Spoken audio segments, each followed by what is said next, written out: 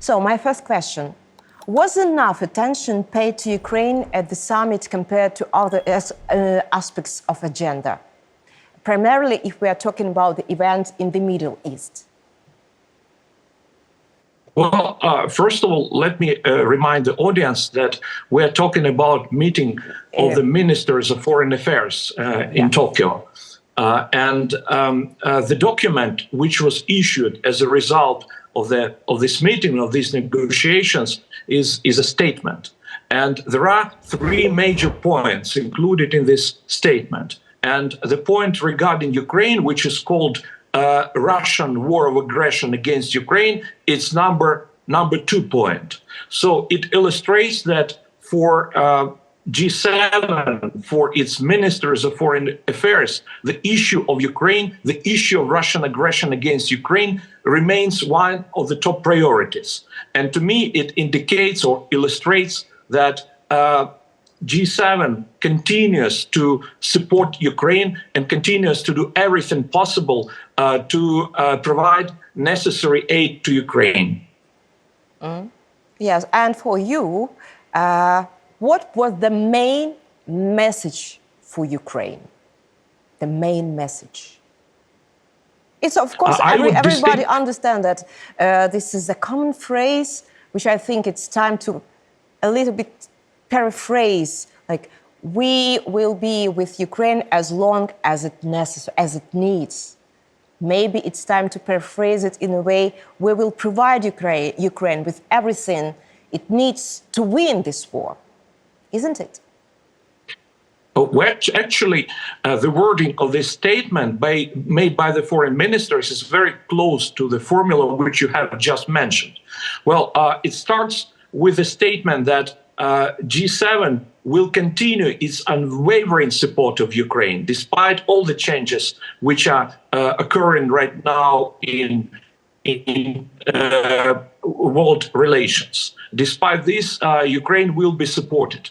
And what is really important in this statement is the phrase according to which G7 is for lasting and just peace, by which they mean peace based on international law, and which should start with the immediate and total withdrawal of all Russian troops from the whole territory of Ukraine in its internationally recognized borders.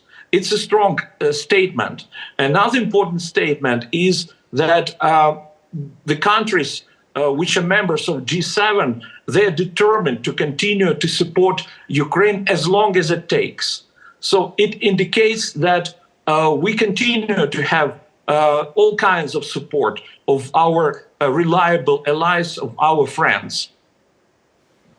Yes, of course, but this is one moment, one bit which I wanted to emphasize and underline what Josep Borrell said, that it can be in the near future that the help, the aid from the USA can be reduced, and the the country of the European Union should take their responsibility to provide Ukraine with more aid. What do you think? How do you commend this? Well, first of all, I'm absolutely sure, and it was stated by President Biden many times, that under all circumstances, the US will continue providing necessary military, technical, and material aid to Ukraine. The aid will continue. At the same time, if, so to speak, worst comes to worst, the aid also will continue from the European Union. But I'm sure that both parties, United States and the countries which are member states of the European Union, will continue to support Ukraine. What do you think? Can Ukraine rely on the decisions of the summit? Because it is not an international organization, it doesn't any charter, and the decisions are advisory. Indeed, technically speaking, or from the perspective of international law, the decisions or statements made by G7 are not legally binding. but they carry considerable political and moral authority. This decision sometimes may be even more effective and more reliable than certain international legal rules. These decisions are implemented, very strictly implemented. And that's why, from political perspective, this statement, this decision has tremendous importance. It's like a guidelines indicating in which direction the policy of the biggest countries in the world, democratic countries in the world, will proceed. Are there any disputes within the G7 countries regarding support for Ukraine? Who are the supporter number one for Ukraine? I don't see any kind of serious disputes regarding, for example, the issue of whether or not to continue support of Ukraine. Well, there might be some disputes related to nuances or to details, but these countries, these democratic countries, they are of the same opinion. They are like-minded, so to speak, countries. But of course, they have their leader, and the leader of the free world, of democratic world, it is the United States, of course. But at the same time, other countries also play a considerable role. Number two, in terms of economic and military aid to Ukraine now is Germany, for example. And other countries also tend to increase support of Ukraine. I mean Japan, I mean France, and other members of G7. Which instrument, what do you think, is of an influence of the G7 countries against Russia is most effective? One of the most effective instruments is, of course, mechanism of sanctions. Economic sanctions, political sanctions, but I would also distinguish, I would also mention in this context other instruments like political pressure on Russia, like diplomatic isolation of Russia, and of course any kinds of material support of Ukraine also matter. Mr. Merezhko, what do you think? What has changed in group since Russia left it in 2014?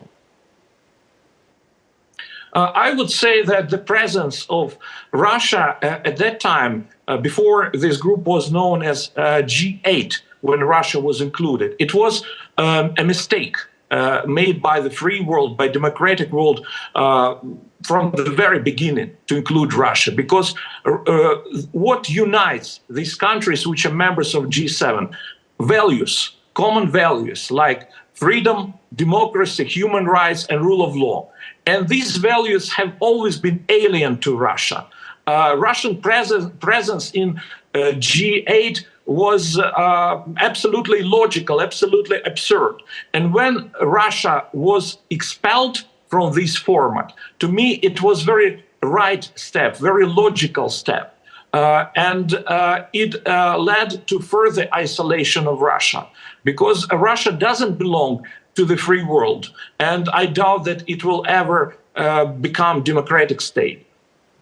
And what do you think, how does the Group of Seven contribute to Ukraine's economic development and support its reform? It's difficult to overstate the importance of this support because, for instance, we've been talking about weaponry, contemporary weaponry, long-range weaponry.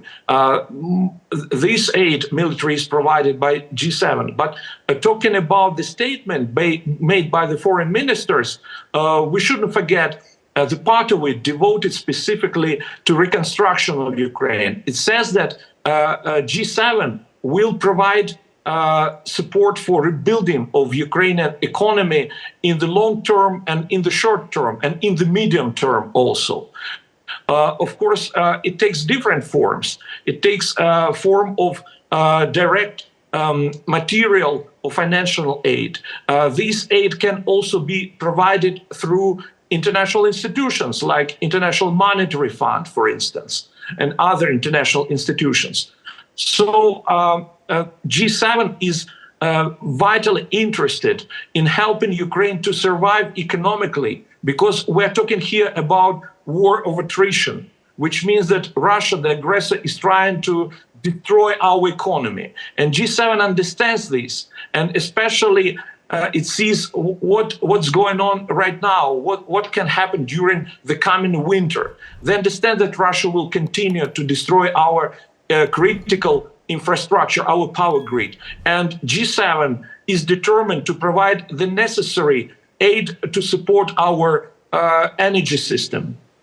Yes, it's very important for Ukraine to save and to reconstruct the energy system. So, Mr. Merezhko, thank you very much for your answers. It was a pleasure to talk to you, and thank you for taking time for our conversation. Hope to see you soon. Thank you. Thank you.